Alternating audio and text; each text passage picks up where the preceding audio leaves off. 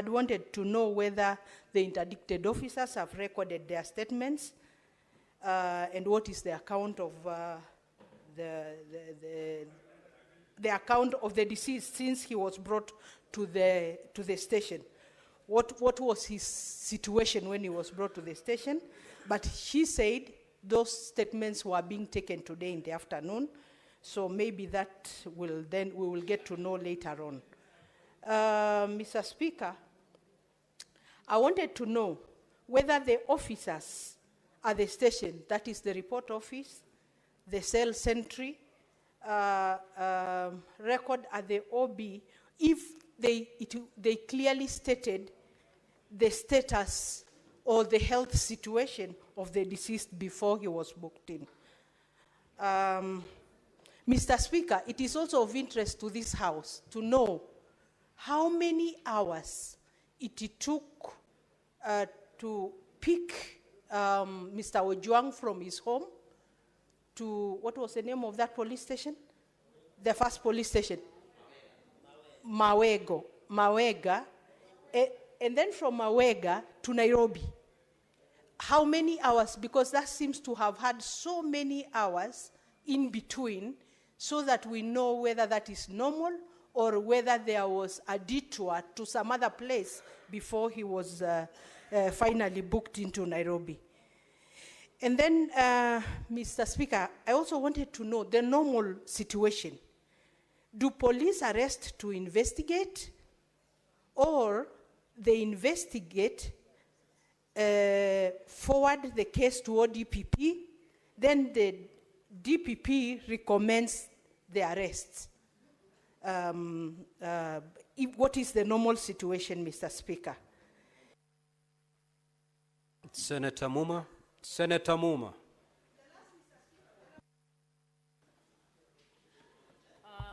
Thank you, Speaker. I'll be very quick.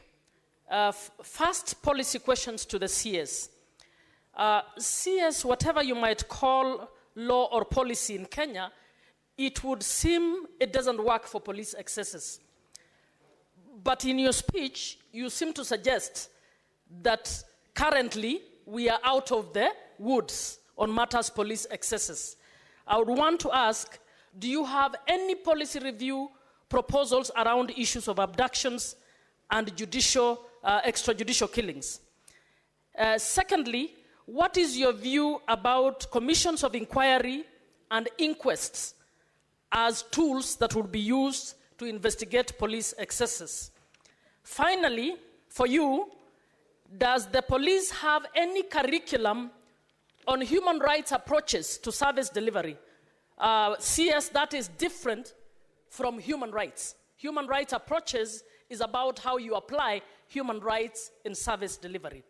For the IG, DCI, IPOA, severally and together, first, the offense of publication. Why did you not, or why do you not consider inviting the person you think has offended to come to the police station for you to ask them questions? Why do you need to deploy a whole vehicle, and you're complaining about resources, all the way to arrest one person? Secondly, IG, it will be good for you to confirm that what your communication director issued, I don't think it's reached even 2 minutes, please. What your communication director issued is actually, I want you to confirm again that it was a false statement that he issued. Thirdly, does IPOA have an independent forensic lab where you're going to carry your... Senator Kinyua. Asanti, Bwana Speaker. Swali langu ni kwa DIG Kanja. Ninauliza ya kwamba kwa sababu walipomfikisha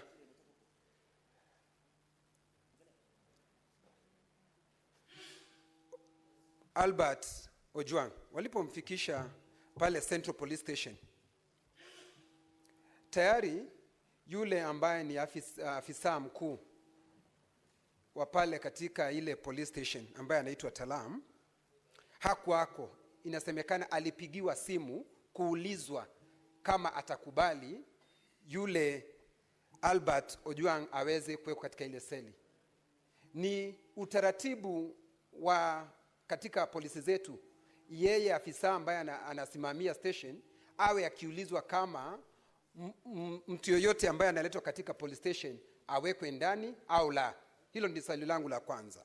Swali la pili, ya kwamba hawa maafisa ambao walikuwa pale ikiwemo Talam tayari wamesimamishwa kazi. Na Talam hakuwa katika, yeye makosa yake ni kuwa yeye ndiye afisa mkuu katika ile police station ya Central. Tutafika mwisho wapi kuwasimamisha watu kazi? Kwa sababu kulingana na mwendo huo afisa mkuu wa polisi wa Nairobi, kwa sababu ako na mamlaka, anapaswa kusimamishwa kazi. Siye huyo peke yake, afisa mkuu wa polisi katika Jamhuri ya Kenya anapaswa kusimamishwa kazi. Kabla tufike hapo,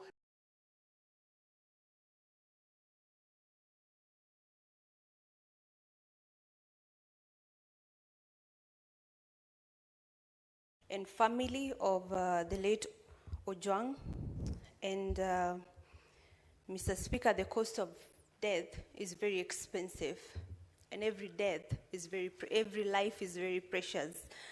We go through this every day in Samburu County. Our people have been murdered like flies, and it has become the norm. Only that we are a minority in this country, and the only weapon we have to defend our people is the Constitution of Kenya. And I wish that the same Constitution is respected by everybody in this country, no matter what community or region you come from. Just the other day in Homa Bay, we were having jubilations. And as a young citizen, I was so happy that finally we have a regime that is considering every part of this country,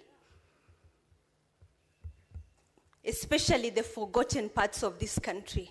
And I had a hope for me and my fellow youth that finally we will have a country where development will not be discriminated to specific regions because of population.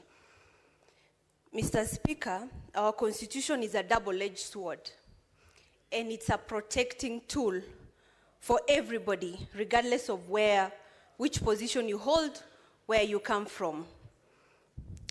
And as legislators, we are here to protect the law and the people we represent equally. Every citizen has a right to a fair hearing, and evidence is very crucial in establishing the culprits. I'm not a lawyer, but they say that you are innocent until you're proven guilty. What baffles me is how suddenly Homa Bay is weeping after just having jubilations the other day. And now the whole country is like weeping with Homa Bay. That is so sad. Mr. Speaker, I have had the IPOA, and my question is directed to them, saying that the CCTVs were tampered with. I would like to ask, if the CCTV can be tampered within an institution that is supposed to protect us and ensure security in this country, then which place is safe in this country? Because I can assure you Samburu was not until a few months ago. In the case of tampering of the CCTV and evidence, what usually does IPOA do to make sure that there is a fair hearing to both parties? And while at it, I beg everybody to reason with sobriety and stop blame games, because that's why we are legislating. Senator Mofire. Honorable Speaker, I wish to send my deepest condolences on my behalf and the behalf of Hurriedly County. Honorable Speaker, it is very painful, sad and regrettable that a young soul has died in the hands of the very people and institutions that are supposed to protect lives. Honorable Speaker, I'm speaking on behalf of thousands of Kenyans that the most mentioned person in this saga is Mr. Ariel Lagat. I think the police officer, actually the second most powerful policeman in this country. The general mood in the country, Honorable Speaker, is that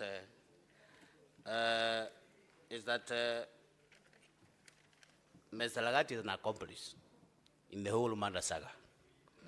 So I'm seeking to get answers from the IPOA and the Commission of Police and the DCI. What steps do we expect your good office and that of IPOA and the IG to address concerning and make sure that the millions of Kenyans are being addressed this matter? Number two, Honorable Speaker, many Kenyans have raised the view that the suspended police officers is a cover-up. Is it possible for you to parade these officers before this house to hear their side of the story? Thank you. Senator Oburu.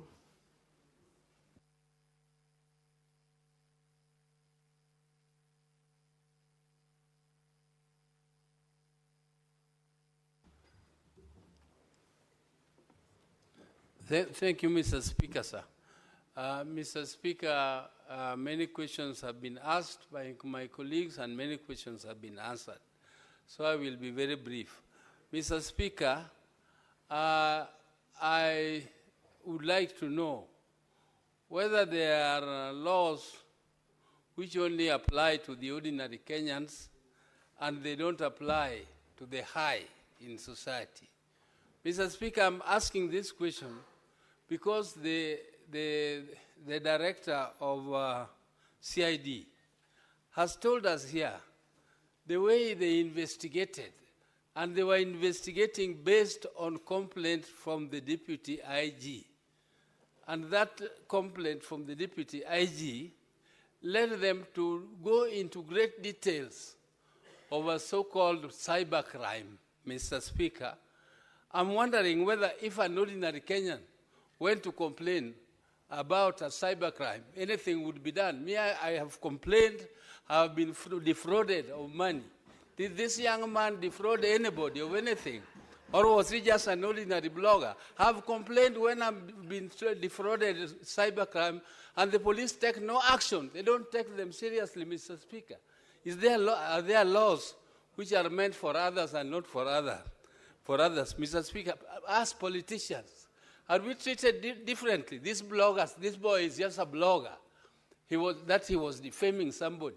For us, we are defamed every day, Mr. Speaker. We are defamed on a daily basis.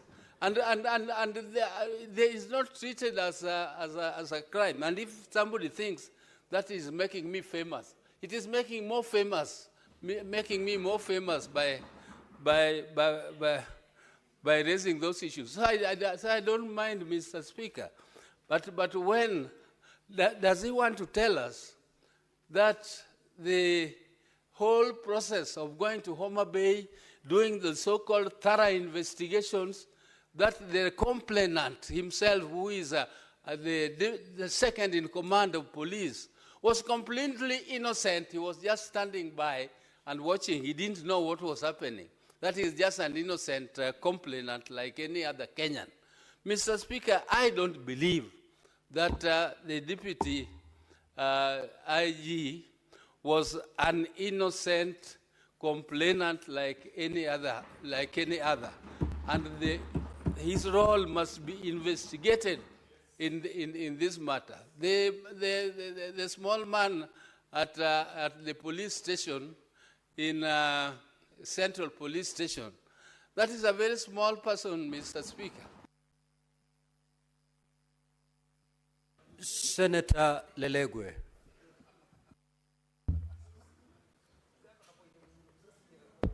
Thank you, Mr. Speaker. Mr. Speaker,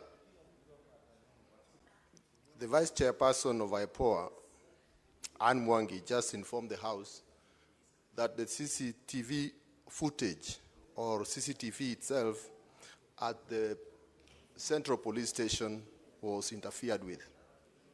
Mr. Speaker, my question is to the IG. What measures will you take to preserve and review the CCTV footage, cell records, duty rosters, and visitors logs from the time Ms. Ojwang was in custody. Lastly, to the IG, whether there is an existing or planned national database to publicly track and report deaths in police custody.